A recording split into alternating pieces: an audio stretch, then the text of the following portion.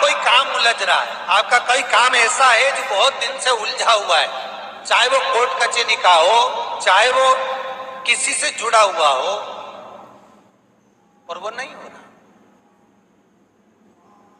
तो स्कंद पुराण कहती है, हमारे खंड में भी वर्णन है शिव महापुराण, कि किसी भी नवमी को आप आंवले के पेड़ के नीचे घी का दिया लगाकर, मौली मतलब हाथ में जो नाड़ा बांधते हैं, लच्छा, मौली, लच्छा, नाड़ा, हाथ में बांधने वाला पूजन वाला धागा लाल, घी का दिया लगाकर 5 परिक्रमा आंवले के वृक्ष की कर लीजिए, और परिक्रमा कर धागे को वहीं पर छोड़कर थोड़ा सा धागा और अलग से लेकर किसी टहनी पर उसको कामना कर बांध दीजिए।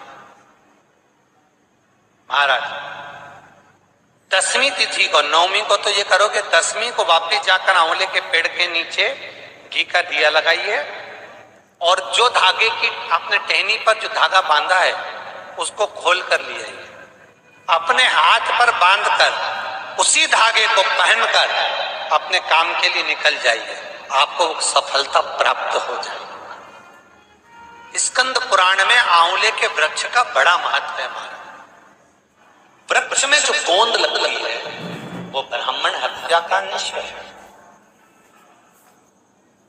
पृथ्वी पर जो वृक्ष लगते हैं और वृक्ष में जो गोंद लगती है वो ब्राह्मण हत्या का अंश है। बंजर भूमि ब्राह्मण हत्या का अंश है। इसलिए हमारे यहाँ शास्त्र कहता है, तुम्हारे बहू का अगर जापा होए, बहू की डिलीवरी होए, बहू को संतान होए, तो खूब घी में गोंद तल तल कर खिलाओ।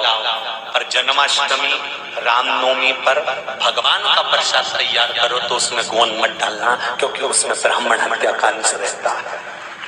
भगवान के प्रसाद में गोंद नहीं आना चाहिए। हर हर महादेव, श्री शिवाय नमस्तुभ्यं। मेरे चैनल को सब्सक्राइब करें और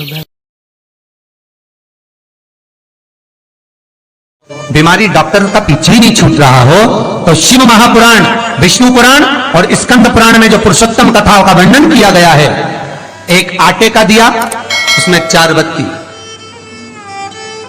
आटे के दिए में 4 बत्ती रखें, तिल्ली का तेल डाल लें, थोड़ा सा उसमें सरसों का तेल डालें।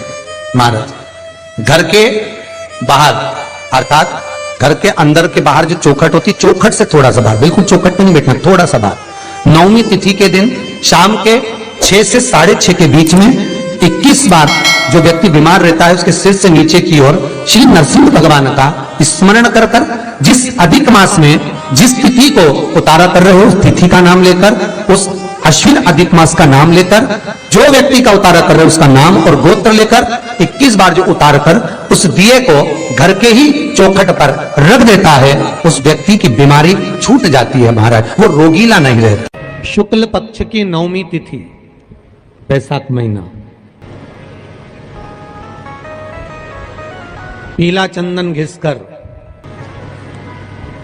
उस चंदन को एक सुंदर पीपल का कोमल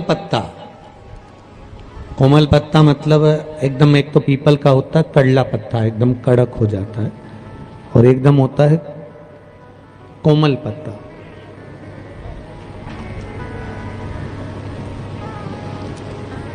उस पीपल के कोमल पत्ते पर पीला चंदन घिसकर, जो वह चंदन होता है, उस चंदन को घिसकर उस चंदन को उस पत्ते पर रख लें।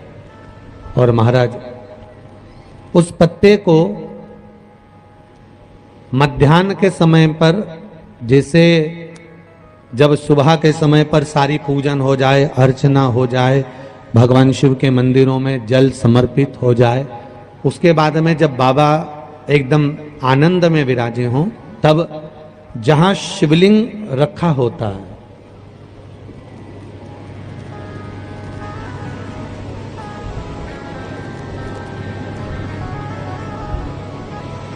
जैसे ये शिवलिंग है और ये कटी भाग जहां शिवलिंग रखा हुआ है, इस कटी भाग पर जहां शिवलिंग रखा है उसके पास में ही 3 उंगलियों से चंदन का लेपन उस कटी भाग पर करना है। जो उंगलियां लगी रहेगी उसी को अशोक सुंदरी वाली जगह पर स्पर्श करना है, और अशोक सुंदरी वाली जगह पर स्पर्श कर कर कुछ देर तक चंदन लगे रहने देना है। उसके बाद में उस चंदन को वापस निकाल कर लेकर आना है। कटी भाग पर जो लगाया गया है उसको भी निकाल कर वापस लेकर आना है। फिर बाबा का स्नान नहीं कराना है, केवल चंदन लेकर आना है, उसी पीपल के पत्ते पर रखकर। एक डिब्बी में उस चंदन को आप रख लीजिए। कुछ दिन जिसकी नेत्र ज्योति कमजोर है, चश्मा लग रहा हो, श्रवण शक्ति कमजोर हो, सुनाई कम दे रहा हो, उसके कंठ से इस ठोड़ी तक उस चंदन का तिलक लगाना प्रारंभ कर दीजिए, और नेत्रों के नीचे थोड़ा सा वो चंदन लगाना प्रारंभ कर दीजिए। लगभग 20 से 22 दिन तक आप उसका प्रयोग करिए, और एक रुद्राक्ष का जल शिव को समर्पित कर कर उस जल का आचमन करना प्रारंभ कर लीजिए। लगभग 22 दिन लगेंगे। धीरे धीरे फिर जाकर डॉक्टर को जांच करा लेना, नेत्र की ज्योति बढ़ना प्रारंभ हो गई है। पर विश्वास के साथ में, भरोसे के साथ में, क्योंकि सबसे मूल अगर कुछ है तो विश्वास मूल है।